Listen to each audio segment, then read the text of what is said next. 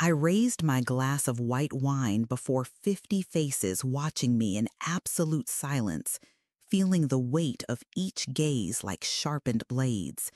The crystal trembled imperceptibly between my fingers, but my voice came out firm, cutting through the perfumed air of the city's most exclusive restaurant like a drawn sword.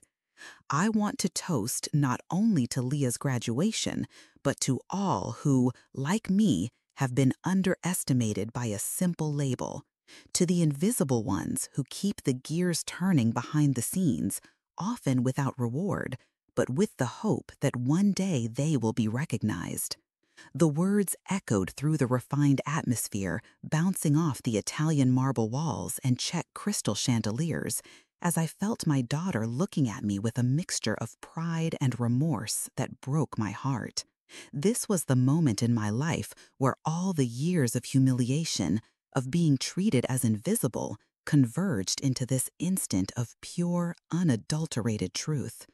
2 hours ago, I was sitting at the less important table, watching my own daughter relegate me to the background of the graduation party she herself had organized. Helena, a 42-year-old writer of stories nobody read, a single mother who raised her daughter cleaning offices at night and sewing clothes at home to supplement her meager income. 16 years ago, when Leah was born, I was just a 26-year-old who discovered that carrying a baby while balancing 3 different jobs is not a task for the faint of heart. Her father, a man who promised the world but disappeared after the first ultrasound, left me with the responsibility of raising a child in a cramped 2-room apartment in the suburbs, where the roar of passing trains every hour served as a constant reminder that my life was always in motion but never arriving anywhere. During Leah's early years, my routine was a macabre ballet of survival. I woke at 5 in the morning to prepare breakfast and leave her at the neighborhood's free daycare, went to my first job as a cleaning lady in a commercial building downtown, ate a mortadella sandwich standing in the hallway between floors, rushed to pick up my daughter at 6 in the evening, prepared dinner with the cheapest ingredients I could find at the market, put her to sleep singing lullabies my own mother had taught me, and then went back to work as a night cleaner in offices until 2 in the morning. On weekends, when other mothers took their children to parks and shopping malls, I sewed clothes at home while Leah played on the floor with rag dolls I made myself from leftover fabric. But there was something that kept me alive during those dark years: writing. In the intervals between sweeping and mopping, in the 15-minute break I had at my night job, or in the early mornings after finishing a sewing order, I wrote. Stories of women like me who fought against adversity tooth and nail, who raised children alone, who dreamed of better days while scrubbing the floors of offices where executives earned in 1 month what they didn't earn in a year. I wrote dozens of short stories, 3 complete novels, hundreds of chronicles about the real lives of real people living on the outskirts of big cities. I sent my texts to publishers, to literary contests, to magazines, and always received the same response: doesn't fit the editorial profile, or simply silence. Leah grew up watching my silent struggle. At 8, she already knew how to prepare her own school lunch while I was sleeping after a long night of work. At 10, she helped me fold the clothes I sewed, organizing them by size and color with the precision of a little adult. At 12, she began to feel ashamed of our financial situation, especially when her schoolmates talked about their vacation trips, designer clothes, and the latest model cell phones they received as gifts. It was around this time that she started asking me not to pick her up from school, claiming she could take the bus alone. I knew she was ashamed of my tired appearance, my simple clothes, my used car that made a strange noise every time I started the engine. At 14, Leah won a scholarship to an elite private school, an opportunity that arose through a city government social program. I cried with joy when we received the news, seeing in that achievement the chance for my daughter to have the future I could never provide for myself. But what I didn't expect was that this new reality would create an even greater chasm between us. Leah began to associate with teenagers from wealthy families, children of successful business people, doctors, and lawyers. She saw her friends being picked up from school in imported cars, hearing about vacations in Paris and New York, witnessing a reality completely distant from ours. It was during this period that my daughter began to create an alternative version of our story. When her friends asked about her mother's profession, she said I was an independent writer, technically not a lie, but conveniently omitting the fact that I made a living cleaning the bathrooms of business executives while writing in my spare time. When they asked where we lived, she described our apartment as a modern compact loft, instead of admitting it was a two-room apartment in a building without an elevator. These small distortions of reality became increasingly larger, creating a fictitious persona that she believed was necessary to fit into her new social environment. During this time, something interesting happened in my professional life. One of the buildings where I worked as a night cleaner housed a small independent publishing house on the 10th floor. The company owner, Sergio Martinez, was a 45-year-old who frequently worked late and inevitably crossed paths with me in the hallways during my cleaning rounds. Unlike most people who barely registered my presence, Sergio always greeted me politely, and over time we began chatting during my breaks. In one of these casual conversations, I discovered that Sergio also harbored a dream of writing, but he had dedicated himself to the publishing world as a way to stay close to literature. I shyly mentioned my own writing, expecting the same disinterest I always encountered when bringing up the subject. To my surprise, he showed genuine curiosity and asked to read some of my work. Hesitant but encouraged by his kind insistence, I brought some of my stories the following week. Sergio's feedback was revealing. My writing possessed an authenticity and emotional strength he rarely found in the manuscripts that reached his publishing house through traditional channels. "You write about real life in a way that touches people's hearts," he told me one night as I tidied his desk. "There's a truth in your characters that comes from lived experience, not abstract imagination." His words were like water in the desert for a woman who had spent years doubting her own talent. Our friendship blossomed over the months. Sergio told me about his publishing projects, the challenges of maintaining a small, independent publishing house in a market dominated by large conglomerates, and his long-held dream of opening a restaurant that combined good literature with exquisite gastronomy. I shared with him my observations about urban life, about the people I met through my various jobs, about the stories I collected like a silent anthropologist of contemporary society. It was during one of these late-night conversations that Sergio told me about an ambitious project he was developing. He had decided to sell the publishing house and invest all his savings in opening a themed restaurant, a space that would be both a place of refined gastronomy and a meeting point for intellectuals, writers, and artists. "I want to create an environment where people can nourish body and soul," he explained, his eyes shining with enthusiasm. "A place where good food is accompanied by good literature, where each dish tells a story." The project immediately fascinated me. During the following weeks, as I cleaned the offices, my mind buzzed with ideas for Sergio's restaurant.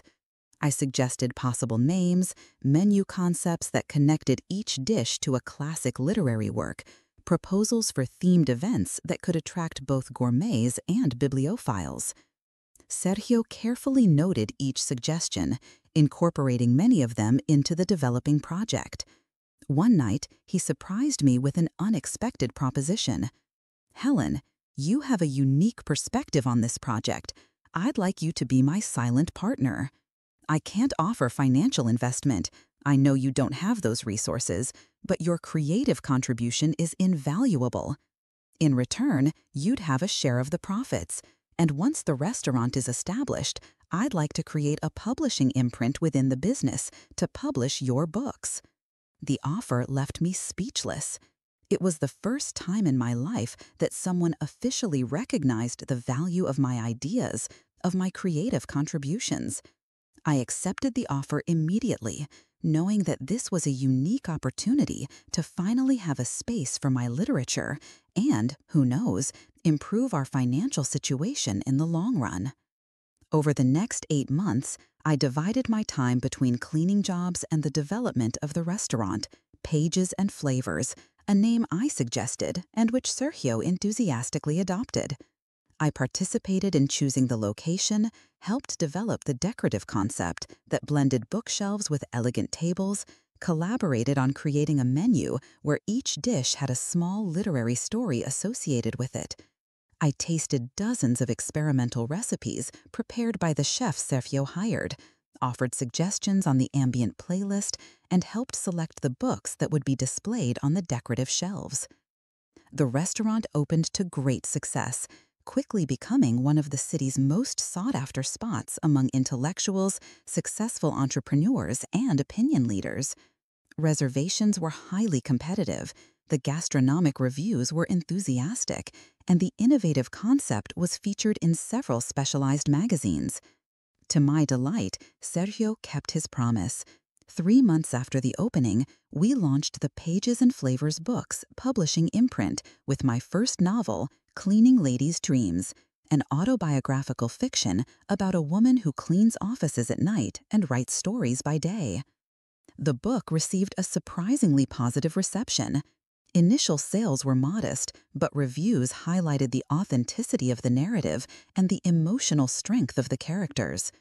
Some reviews specifically mentioned how rare it was to find contemporary literature that so honestly portrayed the reality of the urban working class.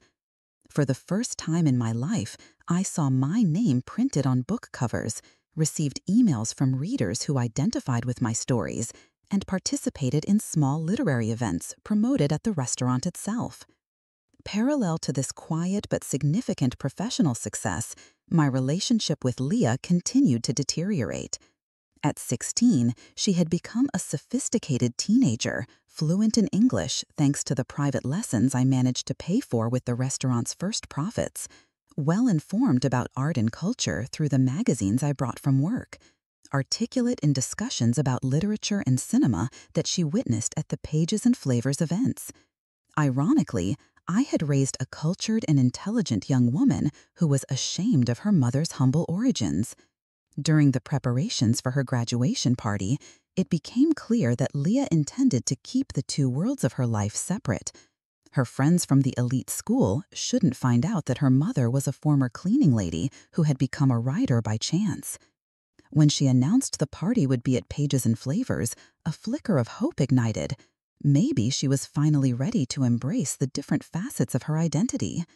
But I soon learned her motivation was purely practical, securing a discounted venue through my friendship with Sergio while keeping the nature of our relationship secret. On the night of the party, I arrived at the restaurant wearing a navy blue dress I'd sewn specifically for the occasion, accompanied by a discreet silver bracelet engraved with the initial S, a gift Sergio had given me at my book launch, symbolizing our successful partnership. The hall was stunning, decorated with white orchid arrangements and soft lighting that highlighted the bookshelves lining the walls. A main table occupied the center of the room, reserved for the important guests. Parents of Leah's classmates who were influential business people, renowned city intellectuals, and several digital influencers with thousands of followers. I was directed to a side table with the less socially prominent relatives, where the cutlery was simpler and the glasses less refined.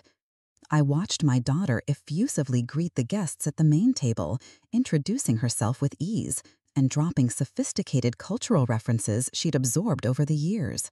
When she approached my table, the greeting was polite but distant, as if I were a random guest whose name she... Her question was loud enough to attract the attention of the other guests, who began to look in my direction with renewed interest.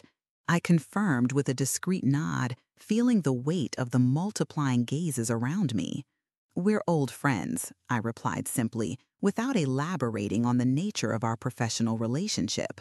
Carolina, however, wasn't willing to let the matter die. "Sergio's close friends are always welcome at our table," she declared, extending her hand with a smile that hadn't existed moments before. "Please join us. We were just commenting on how difficult it is to get reservations here." The invitation created an awkward situation.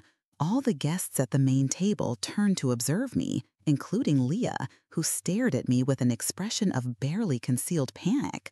She clearly hadn't expected that I could have any kind of social standing in that environment, and the prospect of having to integrate me into the group of important guests made her visibly uncomfortable. It was at that moment that I made a decision that would forever change the dynamics of our relationship. I rose from the side table with as much dignity as I could muster and walked toward the main table, carrying with me not only the bracelet that symbolized my partnership with Sergio, but also the 16 years of sacrifices, humiliations, and small victories that had brought me there. Upon sitting at the main table, I was immediately bombarded with questions about my friendship with Sergio, about how I'd known the restaurant even before its official opening, about my opinion on the innovative concept that blended gastronomy with literature. I answered each question honestly, mentioning my participation in the development of the project, my contribution to the creative concept, my partnership in the publishing imprint that had been launched alongside the restaurant. It was then that Roberto Mendoza, Carolina's husband and one of the city's most influential businessmen, made a connection no one had expected. "So you're Helena Cardoza, author of Cleaning Ladies' Dreams?" His exclamation drew even more attention to me. "I read your book last month, recommended by Sergio himself. Impressive narrative, very authentic. I rarely find contemporary Brazilian literature with such emotional power." The compliment created an awkward moment of silence. Leah looked at me with a mixture of surprise and recognition, as if she were seeing her own mother for the first time. The other people at the table began to observe me with a new perspective, no longer as the owner's friend who had gotten an invitation through favoritism, but as a published writer who deserved to be there on her own merit.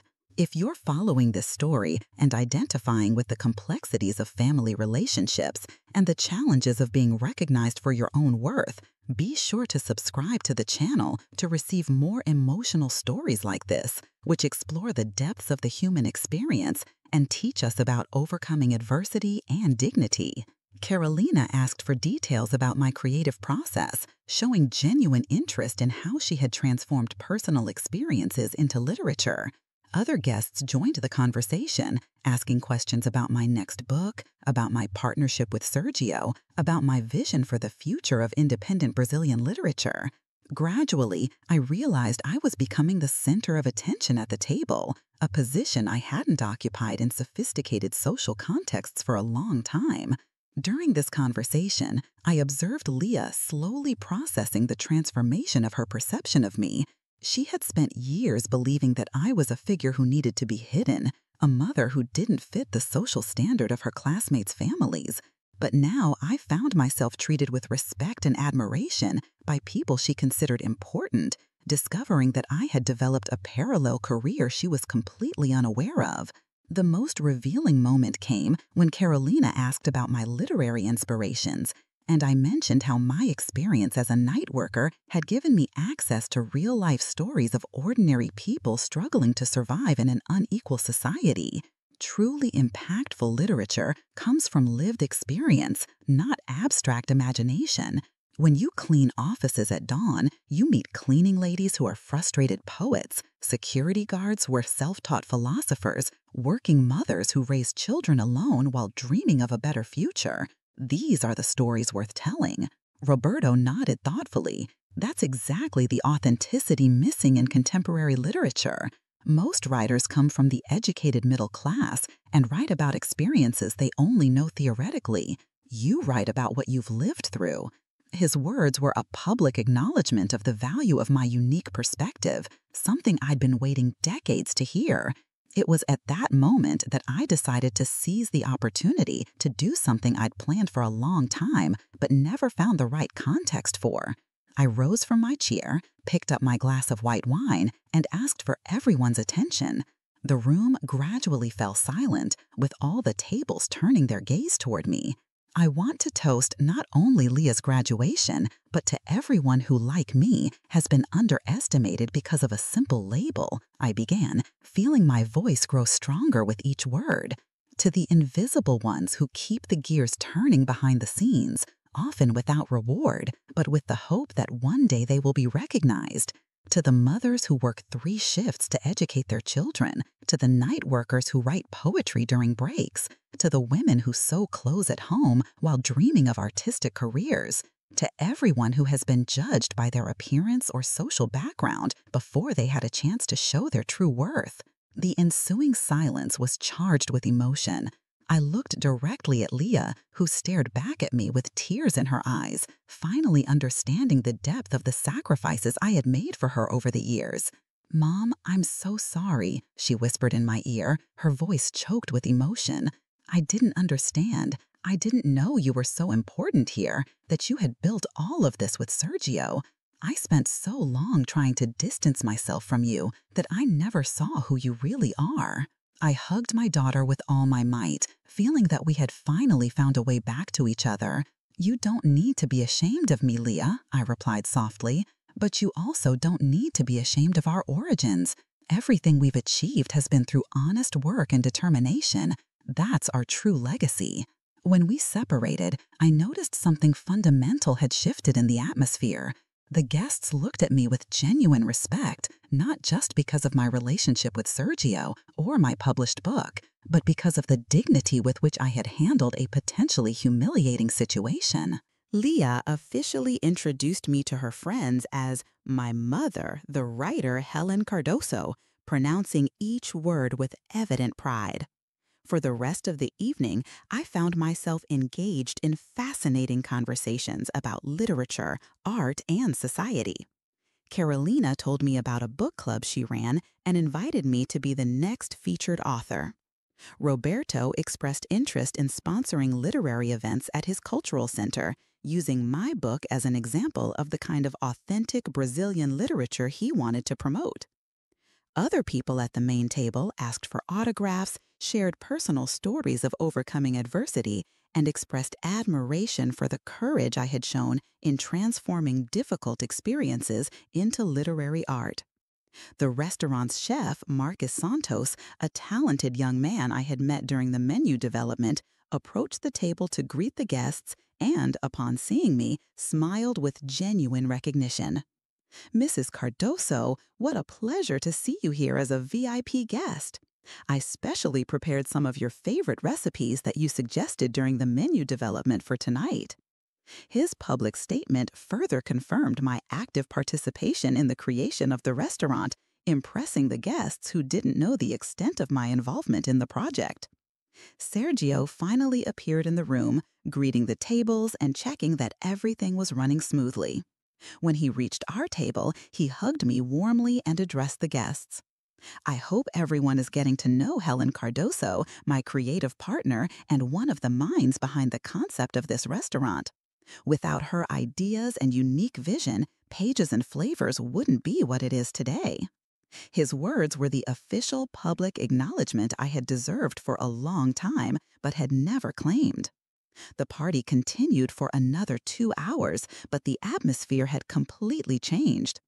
I was no longer the embarrassing mother Leah tried to hide, but a respected woman who had earned her place in that environment through her own merit.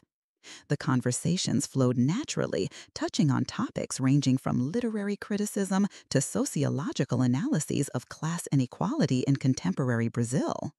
I discovered that I had much more in common with those people than I had imagined, not because of money or social status, but because of the intellectual interests and life experiences that, in different ways, we had all faced.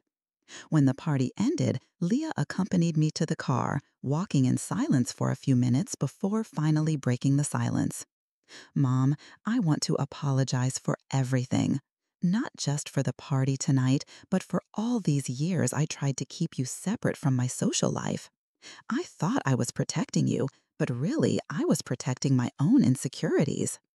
I stopped walking and turned to face her. "Leah, you were trying to adapt to a new world, different from anything we knew. It's natural to feel insecure. The important thing is that now we understand we don't have to choose between our origins and our dreams. We can honor where we come from while building where we want to go." She nodded, wiping away the tears still streaming down her face.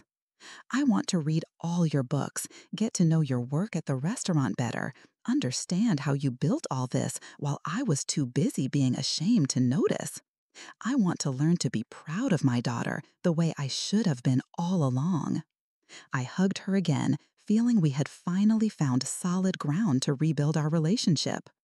And I want to learn to be proud of my accomplishments without needing validation from others. Tonight, I discovered I can occupy any table, not because someone invited me out of pity or convenience, but because I built my own place in the world through hard work and determination. In the months following graduation, our family relationship underwent a profound transformation. Leah started attending the literary events I hosted at the restaurant, actively participating in discussions and showing a genuine interest in contemporary Brazilian literature. She helped me organize my second book, Tables and Tales, a collection of short stories inspired by the conversations I'd observed during my years working in different social settings. The book was launched with a party at Pages and Flavors, attended by literary critics, cultural journalists, and readers who had become fans of my work. Leah made sure to be there, proudly introducing me to everyone as my mother, the writer, and actively participating in the discussions about literature and society that arose during the event. More important than professional success, however, was the discovery that I no longer needed to hide behind labels or diminish myself to fit into spaces where I thought I didn't belong.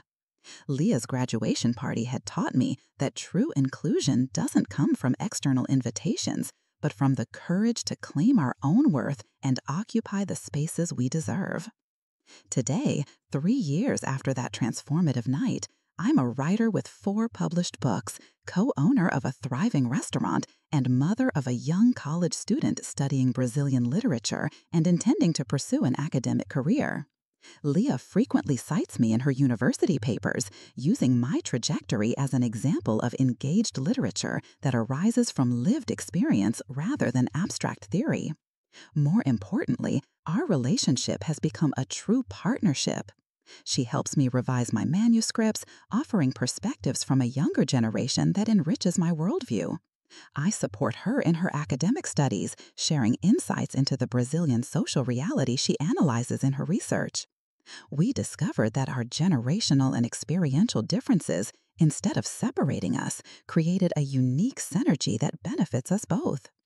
The Pages and Flavors restaurant has established itself as one of the city's most important cultural hubs. We organize monthly literary gatherings where aspiring writers can present their work, created a mentorship program for young people from underprivileged communities who show an interest in writing, and developed partnerships with local universities to promote contemporary Brazilian literature.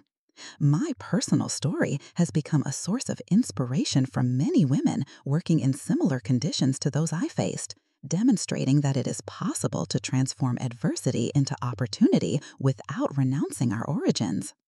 The deepest lesson I learned that night of humiliation turned into victory was that true dignity doesn't depend on external recognition, but on our ability to recognize our own worth and defend it with courage. For years, I allowed others to define my place in society based on stereotypes about social class and profession. Leah's graduation party forced me to confront this passivity and claim the space I had built through my work, my creativity, and my determination. Today, when I walk the city streets, I am recognized not only as the author of books that address the realities of the working classes, but as a woman who had the courage to transform her own narrative. I receive messages from readers who identify with my stories, single mothers who find inspiration in my journey, workers who discovered that their experiences can also be transformed into art. This connection with real people who face similar challenges to those I faced gives me the certainty that I have found my true purpose. Leah, in turn, learned an equally valuable lesson about the importance of honoring our origins while building our future. She understood that true sophistication doesn't come from hiding our history, but from proudly integrating it into the person we choose to become. Her university colleagues respect her not only for her academic intelligence, but for the authenticity with which she embraces her complete identity, including the aspects she once considered embarrassing. The most significant transformation, however, happened in my own perception of what it means to belong. For decades, I believed that belonging meant being accepted by others, being invited to their tables, being included in their social circles. The experience of that night taught me that true belonging is something we build through our actions, our contributions, the value we add to the spaces we occupy. We don't need invitations to occupy places we helped create.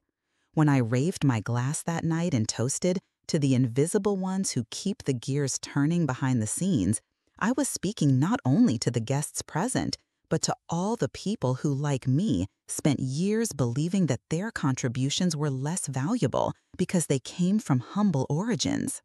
That toast was a declaration that our dignity is non-negotiable, that our worth doesn't depend on others' approval, that we have the right to sit at any table where our ideas and work take us. Leah's graduation party became a turning point in my life. Before it, I was a woman who asked permission to exist. After it, I became a woman who claims her place in the world with the confidence of someone who knows her own worth. This transformation didn't happen by magic, but through the courage to confront a humiliating situation and turn it into an opportunity for personal and family growth. Today, whenever I encounter situations where I feel underestimated or excluded, I remember that night and the strength I discovered within myself. I remember that I can choose between passively accepting the place others assign me or actively claiming the place I've built through my work and determination. The choice is always mine, and that awareness frees me from any dependence on external validation. My story is proof that it's never too late to rewrite our own narrative, to transform wounds into wisdom, to convert exclusion into an opportunity for active inclusion. Every woman who reads my books, every mother who identifies with my experiences, every working woman who finds courage in my journey confirms that the true victory lies not in being accepted by others, but in fully accepting oneself and fighting for the recognition we deserve.